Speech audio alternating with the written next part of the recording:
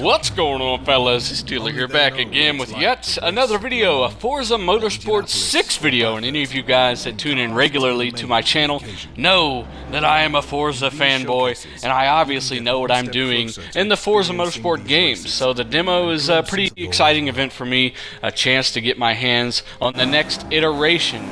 So I'm going to give my thoughts on some of the physics, the tire modeling, the weather, the nighttime racing, you know, the important things about a simulation racer. And I do not care what you say, this is a simulation racer, and several outlets agree with me, one of the best simulation racers out there. So let's start with this 2017 Ford GT, beautiful car. Now the first thing you're going to notice about this initial race is all assists are locked. They are all on, every single one of them. You know, it felt extremely smooth, extremely easy, too easy, and of course that's to be expected. The first race of Forza Motorsport 5 had every single assist on as well, and this is basically just a way to gauge your performance and decide what assists the game wants to set up for you if you never hit the assist button yourself.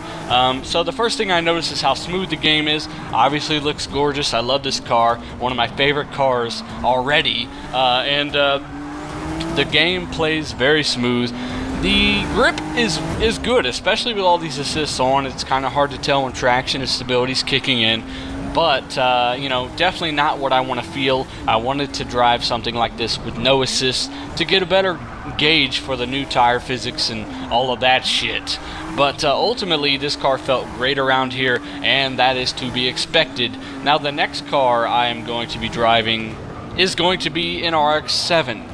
Now this car does not have any tire width on it. I don't think it has any tire compound either. So obviously all of this will change when you upgrade your own cars, when you tune your own cars. That's really what I was looking for here, but obviously it's just a demo. These are just impressions. Now the first thing I do notice about it, well, at least this particular car, I've got all assists off at this point, manual clutch, no traction or stability, nothing like that. And the first thing I notice is some entry oversteer drifting into some of these corners. You've really got to counter steer mid-corner to keep the car straight as possible in these corners.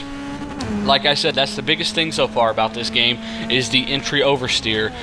More than Forza 5 that I can remember anyway. You know, and I still play that game. You know, one of the things about nighttime racing, it still felt great, but I wanted to demonstrate, you know, Yas Marina is still a track cutter's paradise. This track is notorious in Forza Motorsport 5 for being a track cutter track.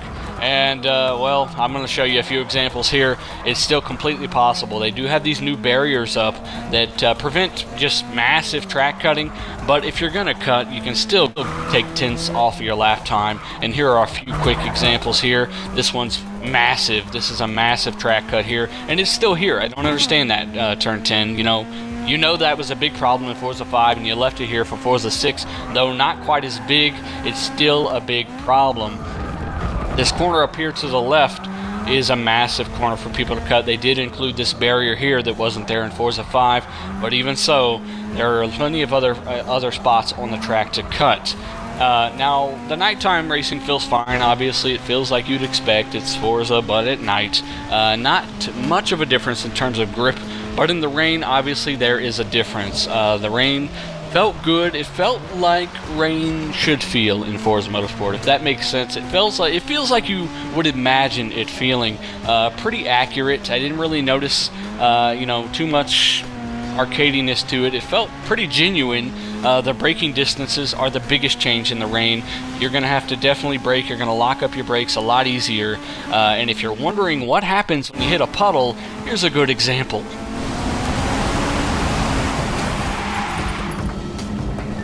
A little water puddle to the right there sucked my car into the wall like a Spanish hooker. But if I had any final thoughts, it's the rumble triggers. These rumble triggers, they need to be ramped up in this game. They are not aggressive enough. It reminds me of Forza Horizon 2 rumble triggers. I want to feel that grip like in Forza Motorsport 5. You need to reset the rumble triggers exactly how you had them in Forza Motorsport 5. But ultimately, these are just impressions of a demo that is most likely an older build of the game. But obviously, I'm very excited. I'm reserving my final verdict. I will have a review. Stick around, guys. Like, comment, share, subscribe for new videos, and I'm out, fellas.